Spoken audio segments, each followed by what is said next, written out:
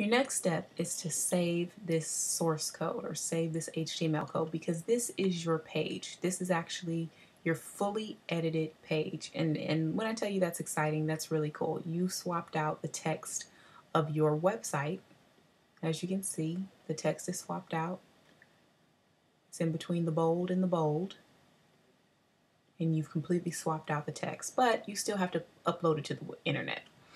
So my suggestion is to always save your work. And you might not be able to see that in the camera, but what I'm doing is I'm saving the work.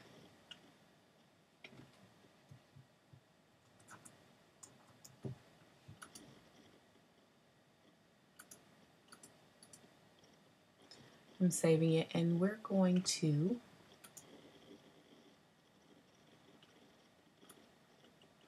head to your web hosting account.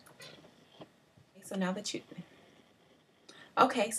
logged into your iPage control panel, which as you can see, you're in the control panel, go ahead and click on the file manager, which is of course represented by a nice blue file underneath the bomb looking thing. So go to your file manager and click that.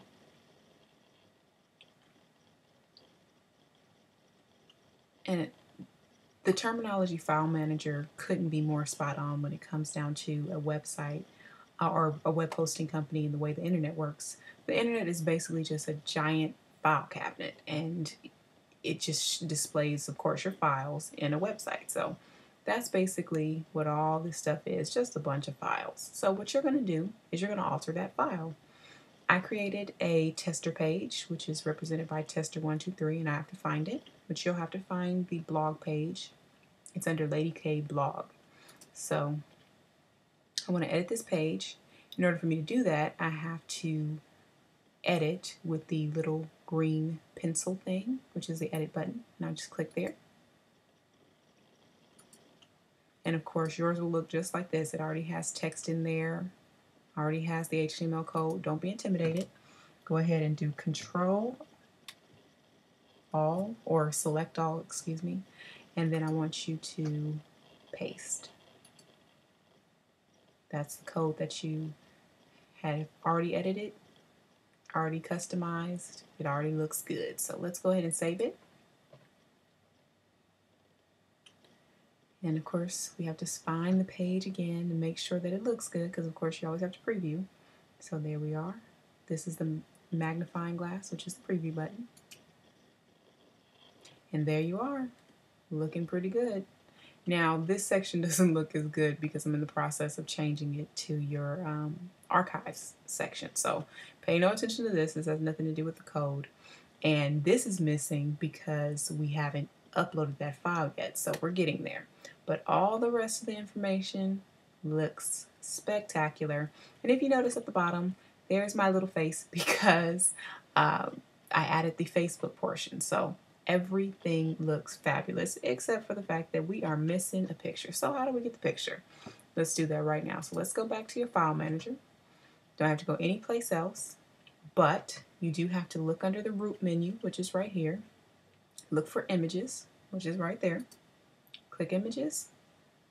And this is basically the images folder. What you're going to do is you're going to upload that particular image that is missing. So go ahead and click on the upward arrow, which is the upload button. You're going to browse for that picture, and mine is on the desktop.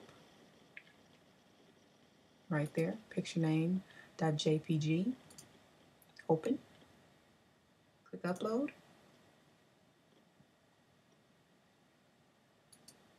And as you can see, sometimes it gets stuck. So I was going to explain that. Sometimes it gets stuck and it'll stay there. And you're like, oh my God, it didn't go through. Just as long as the red button has reached the red portion, the line has reached the end, it's uploaded. So let's go ahead and find it just to make sure. I'm looking for picture name.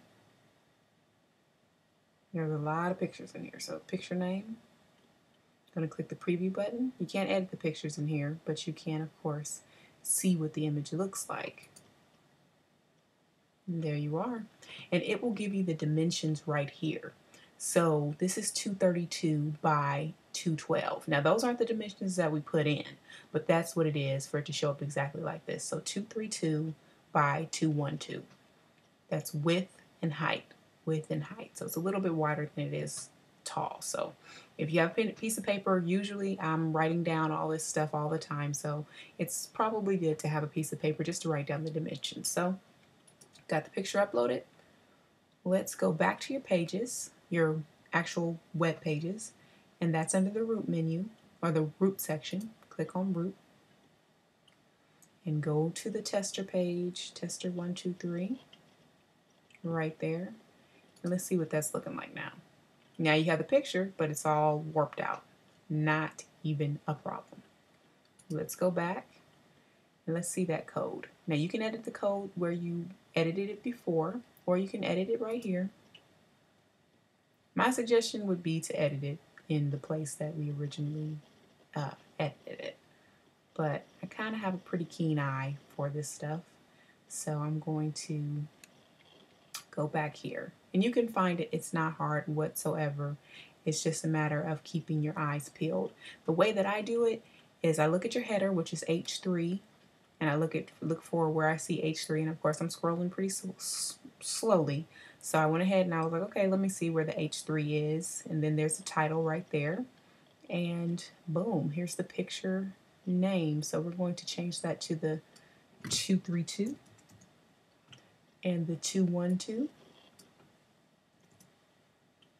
Save it.